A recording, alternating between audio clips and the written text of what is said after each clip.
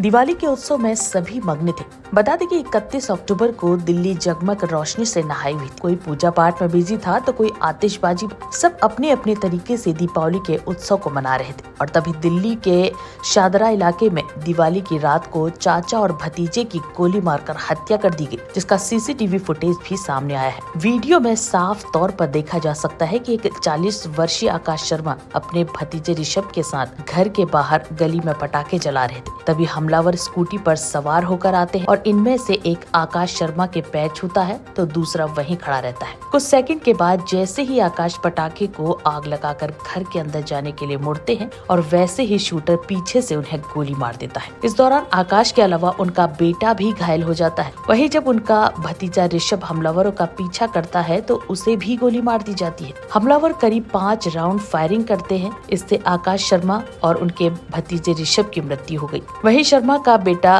कृष भी घायल हो गया। बता दें कि दिल्ली पुलिस ने फायरिंग की घटना में एक आरोपी को पकड़ लिया है और फायरिंग के वक्त वो स्कूटी पर बैठा था और 16 साल का नाबालिग वहीं इस घटना का मास्टरमाइंड है, जिसने करीब 17 दिन पहले हत्या की योजना बनाई थी। और पुलिस के मुताबिक आकाश को कुछ पैसे उधार दिए गए थे जिसे वो वापस नहीं लौटा रहा था और इसी बात को लेकर झगड़ा चल रहा था। जाँच के दौरान पता चला है कि आकाश पर भी पहले केस दर्ज हो चुके हैं, वहीं नाबालिग लड़के पर भी आपराधिक केस है और ऐसे में पुलिस हर एंगल से मामले की जांच कर रही है।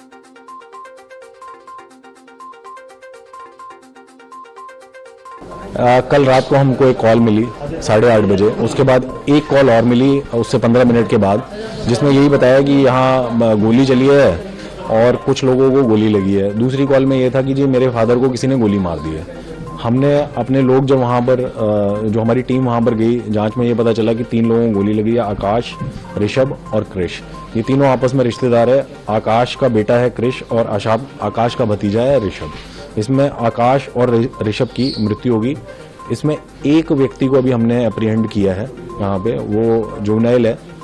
तो अभी इतना ही मामला है, उसके आगे की जांच चल रही है। सर, ये जो जुवेनाइल है ये आकाश और इनकी फैमिली का क्या लगता है और इसमें क्या बताया, आखिर क्यों जो है हत्याकांड को अंजाम दिया? ये इनकी ऐसी डायरेक्ट कोई रिश्तेदारी नहीं है। इसमें जो लड़का है जुवेनाइल, इनकी दूर की रिश्तेदारी में है और ये खुद इनको चाचा चाचा बोलता था।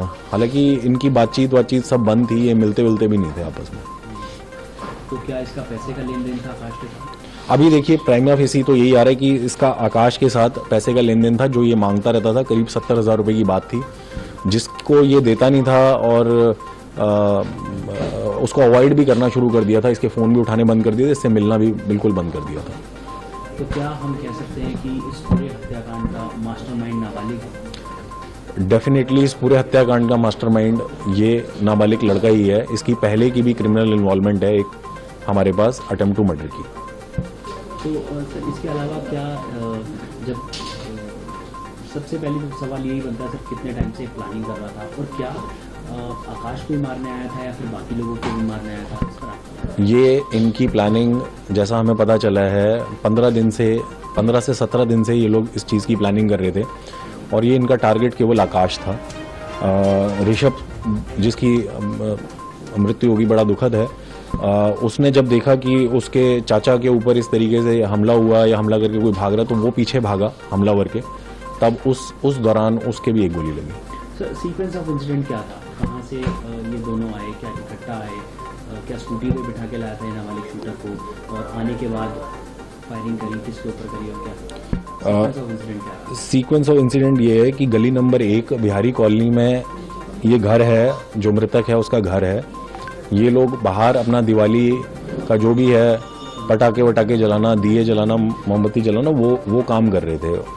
उस दौरान आकाश बोल रहा हूँ, उस दौरान ये जो CCL है वो वहाँ पर आता है जुवेनाइल और इसके पैर छूता है। उसी एट द सेम टाइम जो हमलावर है वो भी वहाँ पहुँचता है और इस पर गोलियाँ चलाता है आकाश पे। आकाश भागता है अपने घर की तरफ, उसके पीछे पीठ की तरफ गोलियाँ मारता है और फिर जब हमलावर वापस जा रहा होता है, भाग रहा होता है वापस, तो उसके पीछे ऋषभ भागता है और उस दौरान उसको भी एक गोली मारती है। ये सीक्वेंस, और ये केवल आकाश को टारगेट करने के लिए आए थे और किसी को टारगेट नहीं। ऋषभ को सर कैसे गोली लगी? वो ऋषभ कृष्ण को गोली कैसे लगी? क्रिश को तो उस दौरान गोली लगी जब जैसे आकाश अंदर भागा घर की तरफ, अपने बाहर था वो, जब उसके पता चला कि फायरिंग स्टार्ट होगी वो घर की तरफ अंदर भागा तो उसके पीछे पीछे हमलावर भागा, उस दौरान उसके गोली लगी, वो घर के अंदर ही था।